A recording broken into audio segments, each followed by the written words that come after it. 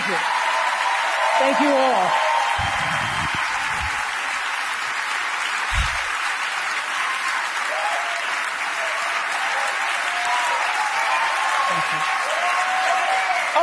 Okay. Thank you, Reese. In 1964, I was a little girl sitting on the linoleum floor of my mother's house in Milwaukee, watching Anne Bancroft present the Oscar for Best Actor at the 36th Academy Awards. She opened the envelope and said 5 words that literally made history. The winner is Sidney Poitier. Up to the stage came the most elegant man I had ever seen. I remember his tie was white, and of course his skin was black, and I'd never seen a black man being celebrated like that. And I have tried many times to explain what a moment like that means to a little girl, a kid watching from the cheap seats as my mom came through the door, bone-tired from cleaning other people's houses. But all I can do is quote and say that the explanation in Sidney's performance in Lilies of the Field, amen, amen, amen, amen.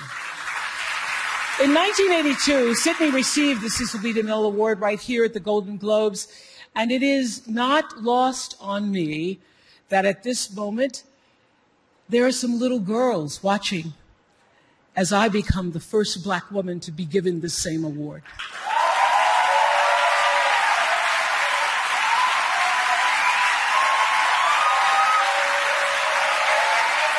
It is an honor. It is an honor, and it is a privilege to share the evening with all of them, and also with the incredible men and women who've inspired me, who've challenged me, who've sustained me, and made my journey to this stage possible. Dennis Swanson, who took a chance on me for AM Chicago. Quincy Jones, who saw me on that show and said to Steven Spielberg, yes, she is Sophia in The Color Purple. Gail, who's been the definition of what a friend is, and Stedman, who's been my rock, just a few to name. I'd like to thank the Hollywood Foreign Press Association, because we all know that the press is under siege these days. But we also know that it is the insatiable dedication to uncovering the absolute truth that keeps us from turning a blind eye to corruption and to injustice, to tyrants and victims and secrets and lies. I want to say that I value the press more than ever before as we try to navigate these complicated times, which brings me to this. What I know for sure is that speaking your truth is the most powerful tool we all have. And I'm especially proud and inspired by all the women who have felt strong enough and empowered enough to speak up and share their personal stories. Each of us in this room are celebrated because of the stories that we tell. And this year, we became the story. But it's not just a story affecting the entertainment industry. It's one that transcends any culture, geography, race, religion, politics, or workplace. So I want tonight to express gratitude to all the women who have endured years of abuse and assault because they, like my mother, had children to feed and bills to pay and dreams to pursue.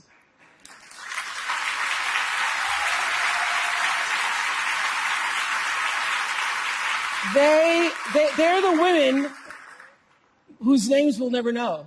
They are domestic workers and farm workers. They are working in factories, and they work in restaurants, and they're in academia and engineering and medicine and science. They're part of the world of tech and politics and business. There are athletes in the Olympics, and there are soldiers in the military. And there's someone else, Reese Taylor. A name I know and I think you should know too. In 1944, Reese Taylor was a young wife and a mother.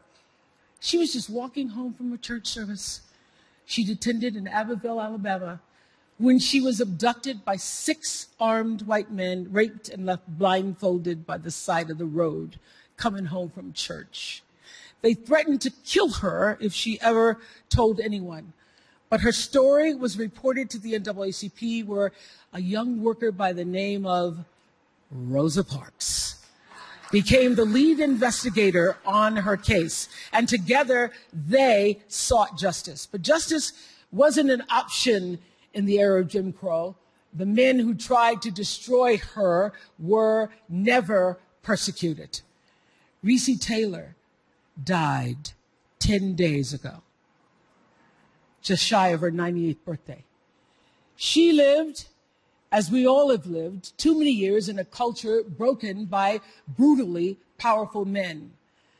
For too long, women have not been heard or believed if they dared to speak their truth to the power of those men. But their time is up.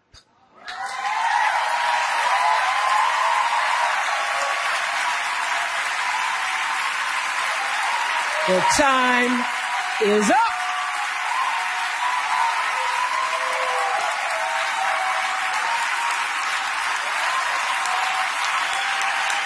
Their time is up. And I just hope that Reese Taylor died knowing that her truth, like the truth of so many other women who were tormented in those years, and even now tormented, goes marching on. It was somewhere in Rosa Parks' heart almost 11 years later when she made the decision to stay seated on that bus in Montgomery. And it's here with every woman who chooses to say, "Me too." And every man who chooses to listen. In my career, what I've always tried my best to do, whether on television or through film, is to say something about how men and women really behave, to say how we experience shame, how we love and how we rage, how we fail, how we retreat, persevere, and how we overcome. And I've interviewed and portrayed people who've withstood some of the ugliest things life can throw at you, but the one quality all of them seem to share is an ability to maintain hope for a brighter morning, even during our darkest nights.